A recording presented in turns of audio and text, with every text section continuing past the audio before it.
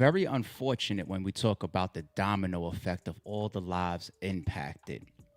And it's just like when we're in the midst of hearing about these stories unfold, when we see the footage come out of King Von shooting and we wake up to the news, Little Durk arrested. It all just seems like excitement and news and media attention. And it's just like, wow, like look at all this wild stuff going on in hip hop. But when you take a step back and you watch interviews like this, you realize the complexity of it. You realize how many people really are affected. You realize how many people really don't want to be involved in this type of stuff, even if they are street niggas. So this new DJ Akademiks interview with Quando Rondo, I played it, watched it last night. I have it up here on the screen. I don't know if I'm going to play too much of it, to be honest. I had to actually write down notes. I got notes in front of me, bullet points of all the little pieces of this interview to recap for y'all. I want to start out by saying, like, on first watch, it doesn't feel like a good interview. It's just like we're not really getting the information that everybody got their popcorn to hear. And then the second reaction is just like, is Akademiks navigating this? Is he asking the right questions? Is he being a good interviewer? But then I kind of brought it back again and I skimmed it. And I was just like, this is just the nature of Quando Rondo. He has a very complex personality. Sometimes he talks like he lacks comprehension, even though he's pretty smart.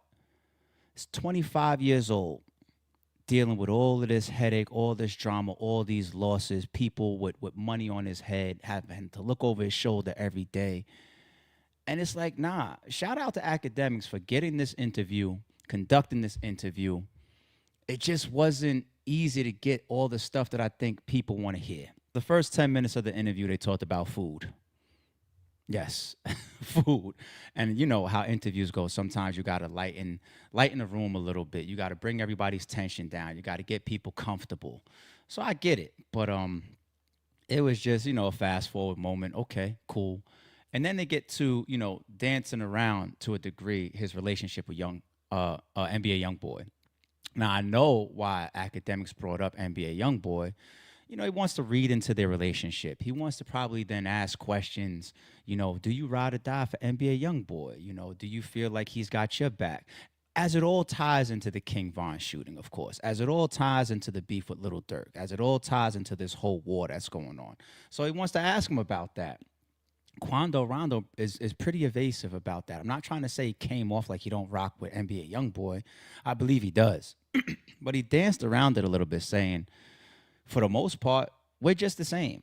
We have similar upbringings. We come from the same type of circumstances. And that's the nature of me and NBA YoungBoy's relationship. And I'm just like, that's it? Very conservative.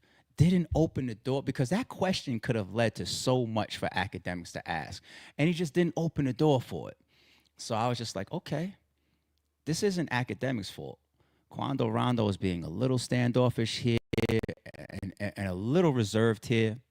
After that, they move into if Quando Rondo has a little man complex, right? Now, once again, Akademiks did a good job with his question here. He asked him, he said, do you feel like you have a little man complex? Because certain people on the internet or people would give the feedback that a lot of these situations just simply spawn from you not being able to take an ass whooping. He didn't say it that direct because I think he tried not to offend Quando, doesn't want to piss him off in the middle of an interview.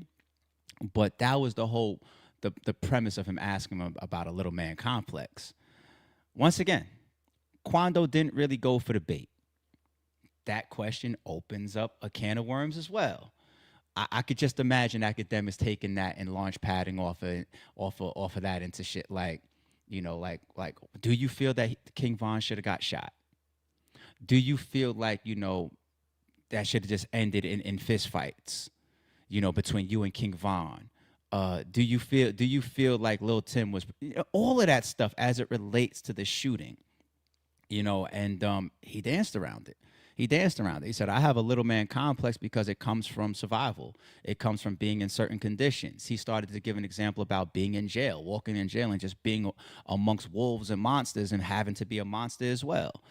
So I just happen to be a small guy. So I have a complex about me where it's just, all right, you put me in this room or around these type of people, I'm going to be similar. I'm not going to be the victim. Like, that's the answer to it. So I was just like, again, like, damn. Akademiks is not getting the answers that everybody's looking for because they all, in some degree, point back towards the King Von shooting, of course. And he's just not going there. He's just not going there. What was the next thing that we went to? This right here, if you watch it one time without without giving it a chance. After that last piece, Akademiks asked him, he says, all right, well, let me play devil's advocate. And Quando Rondo just starts tripping out. He stands up and he really is about to leave the interview. No bullshit.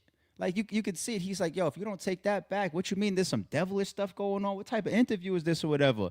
Right there for the second on my first watch, before I skimmed it the second time, I was just like, is this comprehension gone? Like saying, let me play devil's advocate is a very, very common terminology to use when you speak. I don't got to explain it to y'all of what playing devil's advocate means. But he heard the word devil and tripped out. And we have seen him recently on camera, Quando Rondo, going in the direction of certain religions and trying to change his life to a degree. So maybe, he has this newfound faith, newfound religion, newfound beliefs, newfound positive energy that he's trying to take on. And hearing the word devil just made him trip out on camera or made him want to get away from it on camera. I don't know. It was bugged out, but once again, he's hurting Akademiks' questions bad. You know what I'm saying? It's not Akademiks' fault. It's not Akademiks' fault here. Okay, so civilian gang. That's the next one. The next topic that they went into. They joked about being civilians. Quando Rondo cuts in as DJ Akademiks is just saying like, me, I'm civilian gang. Y'all hear me say that a lot. Civilian. I'm a civilian. Right? I ain't no gangster. I ain't here for no street shit. I ain't trying to be running around breaking no laws, law-abiding, tax-paying citizen, right? And he says that. Quando jumps in. He's just like, yeah, me too. Akademiks is like, nah, you not a citizen just yet. You're not a citizen gang just yet. But it's like little key pieces like this that keep showing me Quando's, I guess, intended direction. I don't know how much credit to give him yet because by the end of this interview, if you watch it, or at least my recap here, you'll realize how evasive Quando Rondo could be. So there's intelligence there. So when I see his ability to be that evasive, you got to also give credit to somebody being able to steer, being able to manipulate, or also being able to bullshit on camera, right? So I don't really know from this interview how much he wants to just try to clean up his life and get away from all the trauma. We heard about the situation of him dropping his flag. We see the religion, efforts that he's making on camera. He jumps up here in Akademiks and runs away from the word devil's advocate or the term devil's advocate. So I don't know. I don't know. I thought it was odd once again, but he takes that and he flips that into comparing himself to Osama bin Laden and 9/11. Reason being is because what Akademiks was trying to do, he was trying to get back to details of the actual shooting, like what everybody wants to hear. Quando Rondo kind of skates around that and says, let me ask you a question. 9/11 was what? 23 years ago or something like that, 2001, right? It's like 23 years ago. If you have Osama bin Laden here doing an interview, would you still ask him about 9/11? Akademiks says, yeah, right? I think we all would, right? And Quando Rondo, that's not the answer that he was looking for from Akademiks, but the point he's sitting there trying to make is, like, at what point do people let things go? At what point do people stop asking and stop talking about certain topics? Now, when it comes to Quando Rondo, sorry, it's true, as it relates to the killing and the shooting of King Von, never. They're going to ask you about that or be curious about that or look at you for that storyline or associate that with you for the rest of your life. It's a huge moment in hip hop. King Von was an up and coming star. Um, when you have things of violence, especially in this country, people are very, very attracted to it. There's been this domino effect of all these things that have happened since then. Quando Rondo's cousin killed, and now Little Durk in jail behind it. You know, somebody else from King Von's side, what was it, Louis or something, that got shot in the head. You see his like deformed skull when he did an interview with Vlad. You know, there's been all this domino effect of all these people that were hurt, killed, lost their life. FBG Duck, I didn't mention him yet. It's this domino effect of all of this beef, regardless of where you think it starts from. So yes, people are gonna ask Quando Rondo about this or think about this forever.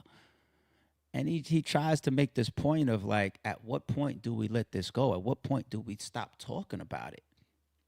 If you take an interview, what you think you're being interviewed for? Nobody's calling Quando Rondo to interview him about his upcoming single. Nobody. You get Quando Rondo on your platform, the main topic is what? So very, very evasive on him once again. To use 9/11 as a comparison, Acton says media ignore their. Oh yeah, okay. Akademiks then makes a point of you want the media to ignore what's in your music. That was a great question, a great response from Akademiks. Very, very glad he said that. I've taken that position forever. It's like when you see these guys sit down in interviews, whether they're with Akademiks, whether they're with Vlad, whether they're on the Breakfast Club, ask them about controversy that they got going on. Ask them about a charge that they got. Ask them about a shooting. Ask them about beef. Ask them about a problem. And what do they always do in interviews? I don't know. I don't know. Whatever. You know. Or King Von will be up there with Little Durk, and he'll start talking about, yeah, I beat 2 attempts and all of this type of stuff. A little Durk will cough. Don't talk about that. Chill out, chill out, chill out. And then they'll leave there and they'll go to the studio and they'll rap that times 10. They'll get on the song. Yeah, so I shot such and such, and then I pulled, and I killed this nigga too, and then I shot. It's like, nigga. It make no fucking sense. And Akademiks tried to put that in front of Quando. He said, media's not going to ignore it, because to ignore that, we would also have to ignore the music. To which Quando Rondo didn't really have a good response for that either. I'm just trying to recap this interview for y'all, because once again, it's like pulling teeth, and it's just not what y'all really click play for in that interview. I'm telling y'all right now. After that, almost the whole middle part of the interview is just a long dialogue that Quando is given about morals. You know, DJ Akademiks asks him, like, you know, what's up with your morals? Like, what do you consider your morals to be? And he says things like, my morals are based on providing for my family, surviving, being myself, following my faith. You know, and that just comes about because it's just general rant that he's given. He admits he's a little drunk. They had a shot or two. That's something that interviewers need to be careful with. I know Drink Champs does it, and it's kind of like the focal point of it. Get these guys drunk and have a Lamar Odom relapse or some shit. Like, I get it, and it's very entertaining for that reason. People get drunk and they start talking all wild types of shit. But in this particular case, you know, Quando admits to it, like, damn, I had a shot or two or whatever. And he just goes on this long rant about morals, and there's not really anything there that people's looking for. There's still a lot that I'm taking from it. I'm saving it towards the end. Let me just finish this recap for y'all. He spoke about being there to tell a story, and at 25 years old, DJ Akademiks points out to him, like, man, you know, you have the story of a 45-year-old. You know, all the stuff that you've experienced and been through. You know, and not only that, he's still going through stuff. He's facing sentencing coming up for a federal case, right?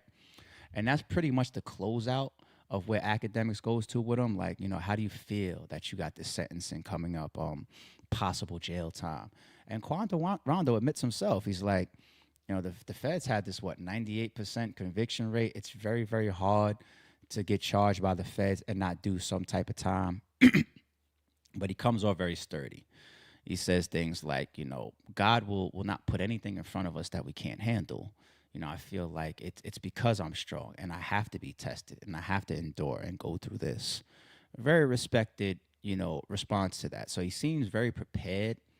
He's not lying to himself, or I should say, he's not gassing himself. Like, I don't know, hopefully I'll beat this or whatever. He must think that the charges are very, very strong on him. I'm not sure what his lawyers are telling him. For all we know, the lawyers probably already gave him a heads up, like, all right, this is what we might walk in there and encounter. So he seems like he's mentally prepped for going to sentencing and getting some time, right? But all in all, I'm going to tell you the gist of what I got from this interview. Even though it wasn't easy to get him to talk about anything that direct when it comes to Lil Durk and King Von, he really does want to get away from this shit. When people heard about the dropping of his flag, I think that was everybody's immediate response because his cousin got killed, right, in Cali, which is what Lil Durk is in jail for right now. That was everybody's immediate response. Like, oh, no, no, no, no, no. You can't just have the heat turn up and now you want to run. You can't have the heat turn up and now you want to get up out of here. Now you want to drop your flag. Now you don't want to be gang no more. Even him and Big U had some back and forth about that, right? Big U said some stuff in an interview. Was it on Breakfast Club? He said, you can't call me now when the heat is up. And him and Quando Rondo had some back and forth, and then eventually they got together, and I guess they squashed their little back and forth. But that's what you take from it. But fast forward, all these years later, Little Durk's in jail, King Von's gone. His brother that actually shot King Von, Lil Tim, beat his charges and is a free man.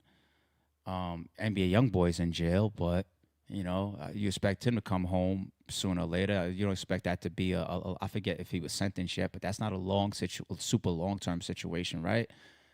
Quando Rondo just comes off like he just wants all this to be over and behind him. He wants people to stop talking about it. He wants to move on. He doesn't want the beef. He doesn't want the drama. You almost sympathize with him a little bit when you watch this interview. Like, damn, it is the looking over your shoulder for the rest of your life. It is hearing about this for the rest of your life. It is the threat. It is that's your storyline. And he does say that too. He says, when you guys really catch me talking about all these details, it should be in a movie. And he mentions 50 Cent as like almost like a reach out, like, yo, 50, holla at me. You know what I'm saying? So I don't know if he thinks he's saving all this for a movie or some wild script. I mean, it probably could be something that people would pick up, But all in all, I just get the gist that aside from him wanting to wait until it's his time to, I guess, capitalize on it, he still wants out. He still doesn't want this big problem. Now, some people would say it's too late for that. It's just too much that has happened. It's just always going to be that. It's always going to be problems. It's always going to be something that you got to think about or be conscious of. I don't know, man. Seeing him drop his flag, I want y'all feedback on that. Do y'all feel like, yo, it's too late? It is what it is. Like, ain't no you want out and you trying to get away from this now. You go ahead and live with this for the rest of your life. Or do y'all feel like, damn, like all this loss, all this domino effect, all these people on both sides that have been incarcerated or killed, he might be one of the survivors. It's possible. It's possible when you look at King Von, Little Durk, FBG Duck, the old block 6, the OTF members that's locked up with Durk and everybody, all these people associated. What if Quando Rondo truly becomes the sole survivor from a jail standpoint, even though he's about to face sentencing? We'll see how much time he get. But like, let's say from a long-term jail standpoint and also just being alive. Because is he the root of this beef? Doesn't seem so. More and more people on the internet are going towards King Von, especially now that Lil Durk has been arrested. A lot of people are just like, yo, King Von, like you came home and you was really the one and you turned up Little Durk. Or even the night in question, you're the one that got out that truck to nobody's knowledge for the most point and just started throwing blows at Quando Rondo, right? And it's also the reminder, like, people, we got to keep our hands to ourselves because the domino effects of some of this shit can be great and can be massive, whether it happens there or it happens later. We must keep our hands to ourselves. So a lot of people on the internet, ever since Little Durk's arrest, are like, yo, King Von, like the domino effect that you've created of being this torturous demon in hip hop. Like Quando Rondo isn't the root of all of this, but he's not an angel and he's not innocent of it. Like he perpetuated some of this stuff. He did his songs. He chose his sides. He still was a gang member. Like he still was involved in shit. But y'all drop a comment. Do y'all think that, Quando Rondo is naive for taking the position of, man, I just want this to be over and behind me and the people to leave it in the past, like let it go? Or do you feel like, nah, after everything that's happened, especially with him not being the root of it, he kind of deserves that. Like enough has happened. Let the people that have made it out of this, let them move on with their lives. Drop a comment. Curious to see what y'all say about that. But that's pretty much the recap of this interview. It wasn't the greatest interview at all, but it wasn't Akademiks' fault. And so the layers to it, kind of reveal the mind state of Quando Rondo. It's just a very unfortunate situation for a young man that's only 25 years old. Don't confuse silence with work ethic. I'm a boss making decisions, my first fetish. The verse cherished is perfect, that's a reverse blemish. I dropped it, connected the block, learn Tetris. This is the Sorry It's True podcast. Welcome to the house up. And shout out to the members.